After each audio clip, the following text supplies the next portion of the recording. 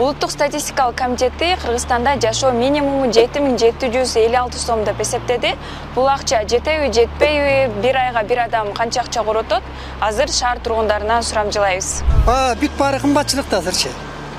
Картошка канчада 20-дан сатылат, нанын 25-30-дан болот, каяктан жетет? Жашоо минимум жетпейт буга.